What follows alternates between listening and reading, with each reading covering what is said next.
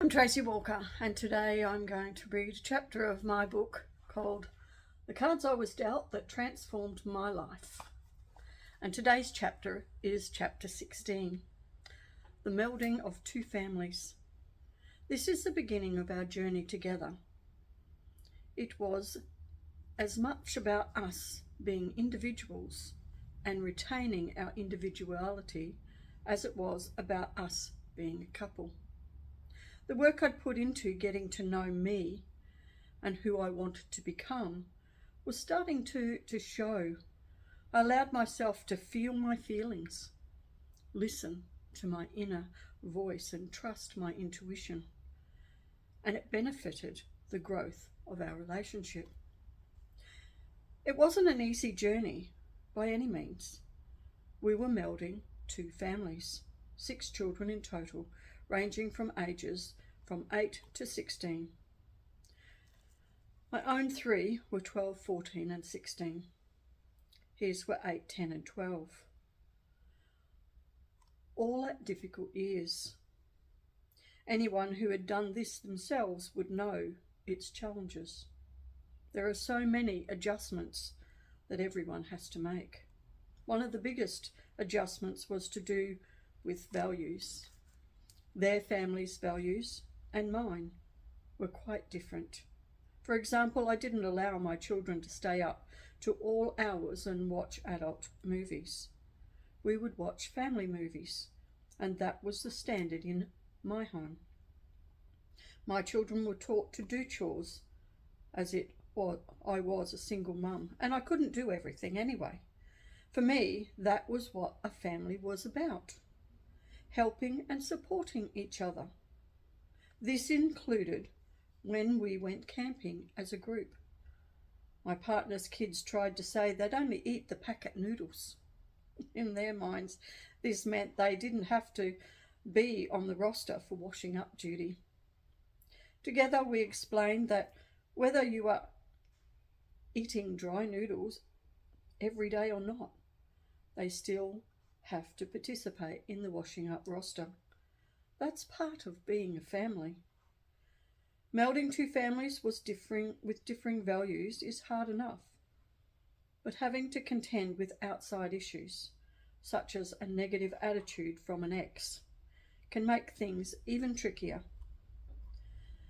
There were numerous little niggles, but a particularly trying one had to do with my son, who had ADHD. He'd come such a long way since his initial diagnosis, but could still totally lose it when provoked.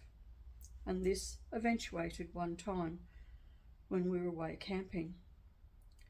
To their credit, when we sat down as a family and explained the situation with my son to my partner's kids, they understood. We gave them plenty of opportunity to ask questions. Family discussions were very important to us. However, in this case, it created an opportunity for their mum to construct this whole scenario where she blew everything out of proportion. She even stated that her children, could not see their father if my children were around because my son would kill them, even though her youngest admitted that my son was provoked by the older 2 boys. She couldn't find it in herself to waver. Of course, this put their dad in a very, very difficult position, which I understood. My partner stepped straight back into what was comfortable. It was easier for him to do what she expected, which meant obeying, so he could see his kids. For me, your word is all that you have. So I made him keep his word to her. He argued that his ex wouldn't know. We were all together. But your word is your word. I was insistent. If we wanted a life together as a family, starting off with lies and deceit was simply not going to be workable. For my children, the change in environment, the emotional environment, was possibly the most difficult for them. My childhood upbringing was impacted with them, and they were very comfortable with the way things had always been. This frightened me, and I was determined to give my children more. Not more in the physical sense, but more in experiences. We did a lot of camping with friends. It was great being part of a group of people who didn't need alcohol to have a good time. We endeavoured to always make birthdays a very special day, a celebration of their life, by allowing them to have their special meal, take a cake to school and celebrate with their friends. We made Christmas a very special day too. I used to play a song, "Christmas is a time for love," as we opened gifts. It was all very different to the childhood I had. Everything came back to me wanting better for my children. It was my driving force and kept me determined to push through and do things differently in my new relationship. My partner's ex was a consistent challenge. She didn't want a relationship with him, yet it seemed she didn't want to let him go either. I realised this the first time we met. We'd arranged to meet at a local shopping centre to do the exchange of children. So she said, looking at me rather than him, "Here are the children's things." Then she said she'd handed me their bags and proceeded to tell me everything that she should have told their father, including the time they should be returned. It was like I was the babysitter, not the new partner. Everything she said, every instruction was directed at me. Once I would have taken on that responsibility. I would have done everything she asked of me. But that person was in the past. "You need to tell their father," I said. I was calm. I also knew we couldn't move forward in our relationship until they'd resolved their relationship. It's not easy for some children to let another person into their life, especially in a parenting role. However, I didn't see myself as becoming the parent of my partner's children. I preferred to see myself as a friend, but only if they were open to it. And in the early days, everything went really well. Everyone got on famously. His kids, my kids, all of us. Then the honeymoon period was over. The children had perhaps realised that this relationship wasn't short-term, but was here to stay. It wasn't one-sided. It wasn't only his children reacting, mine also struggled. It sometimes felt like all our children wanted to do was to destroy our relationship. They'd do things to try and put a wedge between us. They definitely tried, but amongst all that they were so many first to hold on to. Our first camping trip together amazed him. I'd raised my children on camping from a very young age. I knew how to put up a tent, how to start a fire, how to cook on a camp oven, and what's more, my children were experts at it as well. I'd never been in a relationship with anyone who has these skills, he said. We were camping at Double Island Point. As a family, we'd go out exploring the sand dunes and generally had a great time. This particular day, though, all the children scampered to the top of the hill, and the next thing I know, I'm spitting out sand. His children thought it would be very funny to make sandballs and throw them at me. Calmly, I walked down the hill to the water's edge to wash the sand off my face and out of my eyes. I didn't say a word. I wanted my partner to see for himself what was truly going on without me forcing it, because all that achieved was for us to have words. Another day, one of the boys, his youngest, wanted to sit between us in the car. My partner said, "No, I want Tracy to sit beside me." This caused such a fuss. But we stood our ground. When we got back to the campsite, he refused to get out of the car to let me out. So I let myself out the driver's side and continued on my merry way. No bother, nothing said. His children tried their hardest to bait me and put a wedge between us. It didn't help, of course, that their mother seemed to be a big instigator of their behaviour. But I knew I couldn't change other people, so I had to change myself. And to do this, I had to look outside the box and explore all options. As for my children, they were used to being able to easily manipulate the situation between my previous partner and myself, and it would always cause an upset that resulted in them winning. Now they couldn't, because this man stood by me and supported me 100%. The children didn't have one person to manipulate, but two. I did, however, have the acknowledgement that the imprints they'd developed. The first time my partner brought a carton of beer into my home, my children reacted. There was a distinct sense of uneasiness. They seemed to be waiting for an explosion of words or violence, like they'd previously been subjected to. They kept checking out this carton of beer, seeing how much was left. With my previous partner, a carton would be gone in no time, but this time it was well over a month before it was all gone. I totally understood the fear that rose up in my children. They didn't know this was different. I knew my new partner was supportive, and I saw him give my children so many opportunities and experiences, but they struggled to accept these things. I envisioned creating this wonderful family, but the children weren't ready for this. Accepting where the children were at and keeping our vision of the bigger picture was crucial. When they had exhausted all their antics, we could start to build that family.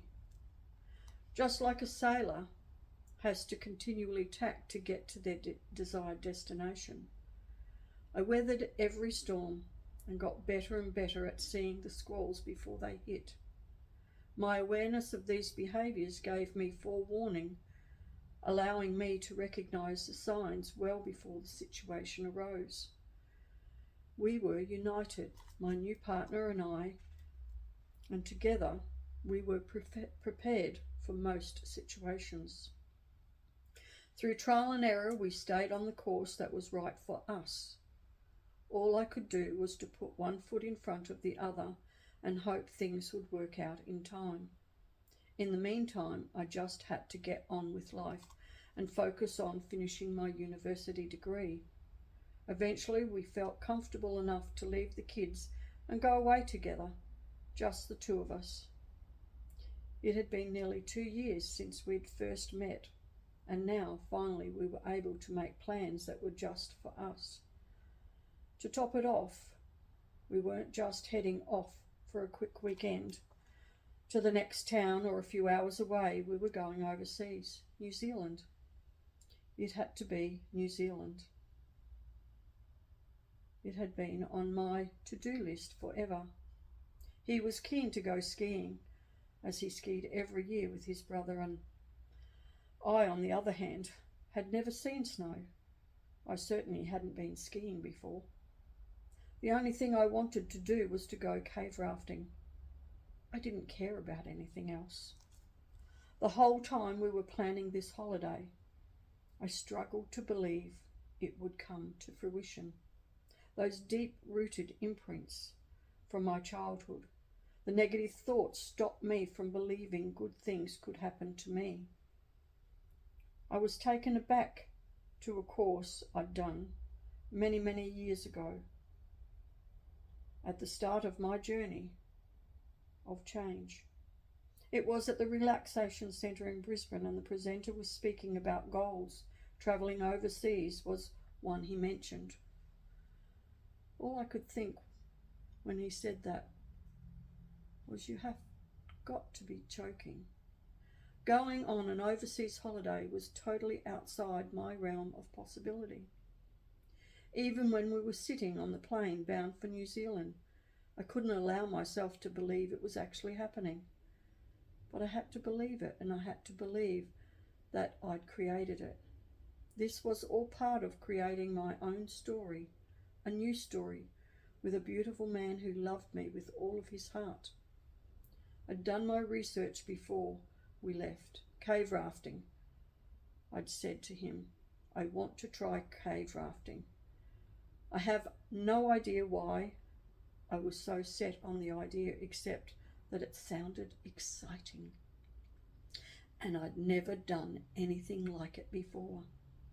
We checked it out. I don't know, he said.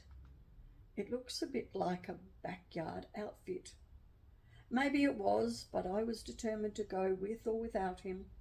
I'm doing it, I said. Of course, he wasn't going to let me go on my own, so that's how we found ourselves looking very glamorous, decked out in thermals, wetsuit, boots, balaclavas with a plastic bag on our feet and gripping a helmet and light. Ready to start our cave rafting adventure with 10 other adventurers from all over the world. We all piled into the van and drove out to the middle of nowhere. We slopped through the mud, crossed a fast-flowing river, and followed the guides until we reached a hole in the ground. This is it, one of the guides said.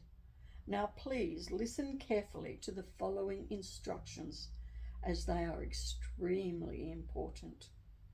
We all huddled in closer. There is water running through the cave, the guide informed us. If we call flood, you must all link arms together immediately. This is to prevent you from being washed away. It was a pretty grim prospect, yet I was oddly excited. This was the new me emerging. I wanted to be the person who was ready to step into this new life, instead of living in fear of what other people wanted me to do. I felt like something amazing was happening to me. My partner, though, was more concerned than I at the prospect. I truly, even in my wildest dreams, never thought I would step foot in another country, let alone find myself doing something like this. It was beyond exciting. This was my new life, having new experiences. There were times all of us in the group were a little bit hesitant, but we all loved it. We could tell by the gasps and the beaming faces. It was definitely up there as one of my favourite experiences. And to be doing it with a very special man who truly loved and supported me was awesome. One by one, we switched on our miner's light and entered the cave. Deeper and deeper into the cave we went. From one level to the next we walked. We went over an underground waterfall, floated on tire tubes and crawled on our bellies. The tunnel seemed to go on forever, but it really wasn't that long. I think from beginning to end, it was only a couple of hours. Was there a smell? No, it was pristine, in its natural state. Sounds? Just the running of icy cold water. The water at the bottom was ankle deep. The guides led us through the cave system until we came to a waterfall, tumbling down even further into the depths of the cave. From here, we need each of you to sit at the top of the waterfall.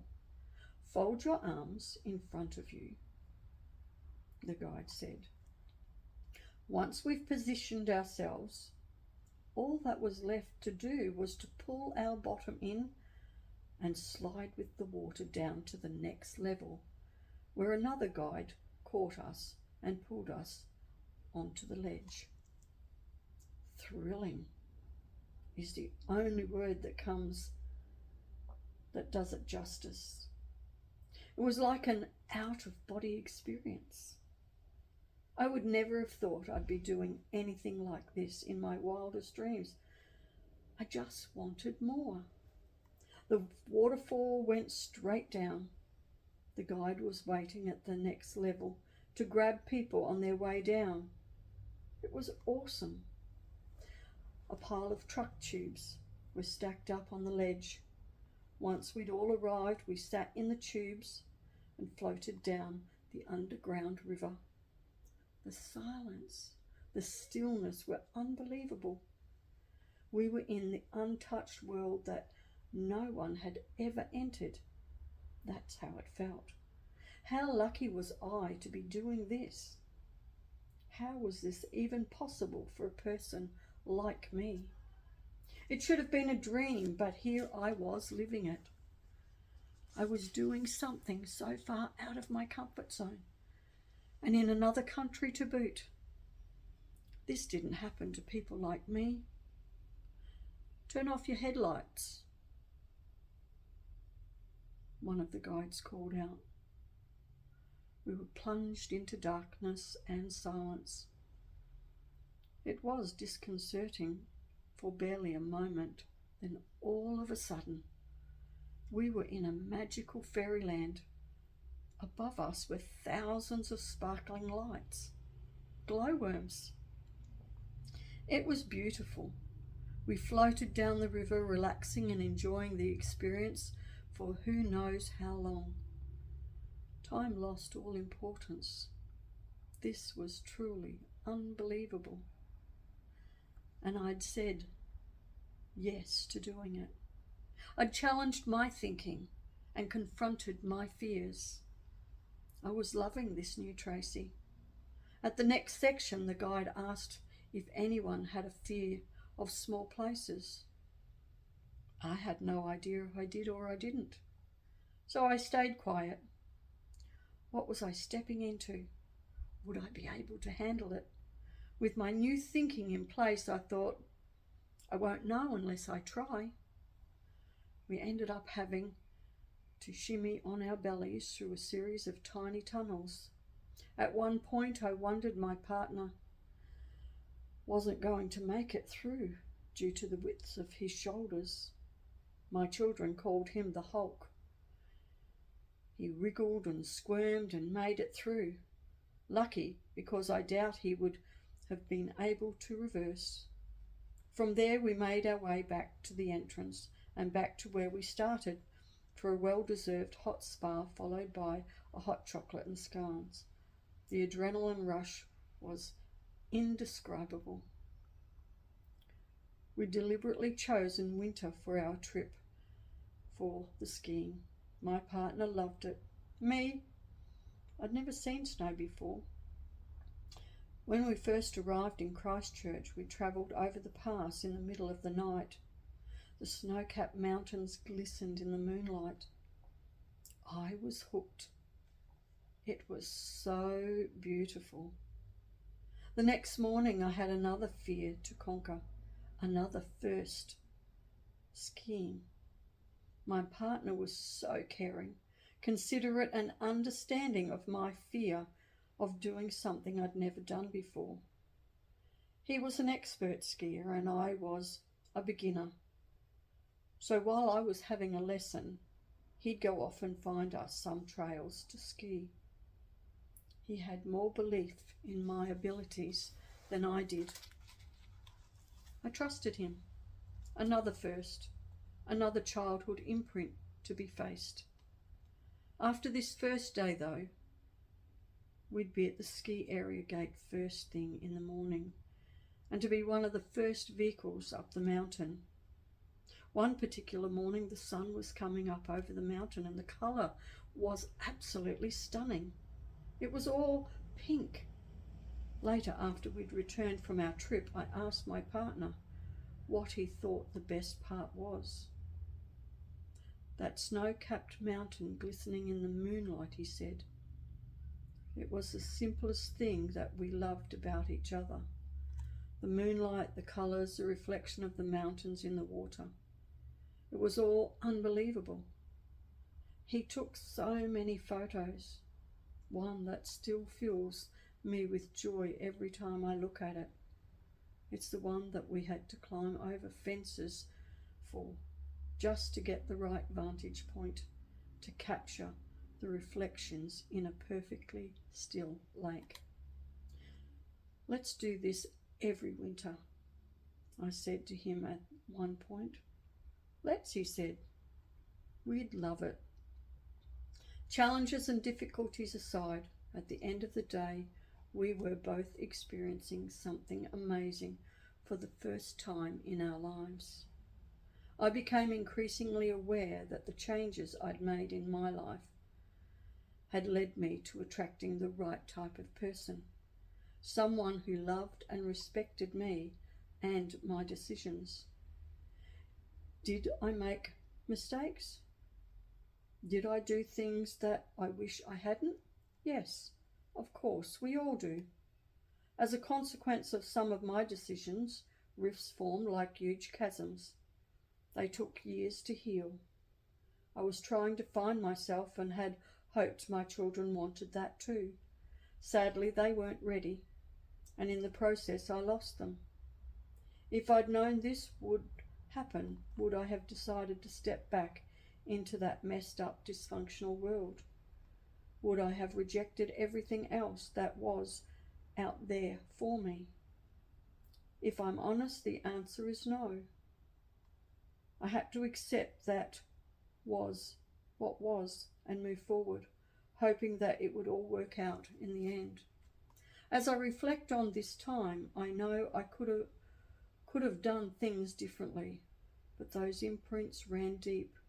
I did what I did at the time, and I can't change it, but I've definitely learnt from it. What I do know now is that we can't change what we don't know. I know so much more today, and I have the honour and the privilege to pass this on to my grandchildren. Above all, even when there were things outside myself that I had no control over, I started making it my business to learn how to enjoy the moment, how to enjoy this day, and how to enjoy this life. The reflections I wrote.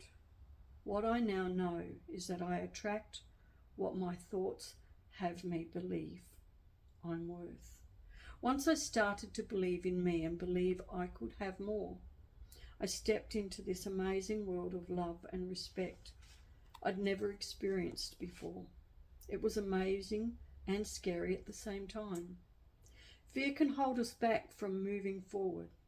It tells you to follow the easy road. But the easy road is not going to get you where you want to go. I faced up to so many of my past fears in this time, and I learned that it's not about making that fear go away, because it won't. You need to befriend your fear, acknowledge it, and walk this path of success with it. Use fear as your guide to tell you that you are achieving and succeeding. Every time your fears arise, it's because you're growing and stepping outside your comfort zone. Trust and believe in the power of you. Do you want to be one of the few who go past that invisible line towards what you can be? Every time fear rises, you will have the strength and the determination to say, not today. I hear you and I acknowledge you, but I am moving forward anyway. Do you want to be one of the 1% of the people who push beyond fear to see their possibilities and opportunities? Of course you do. And in time you'll notice it gets easier and easier. You decide what you want for your life and where you want to be. And I'll leave you with this quote. I've been trying to do the right thing for everyone but myself. But I think I've figured it out now. I'm going to stop trying to please everyone. Emiko Jean.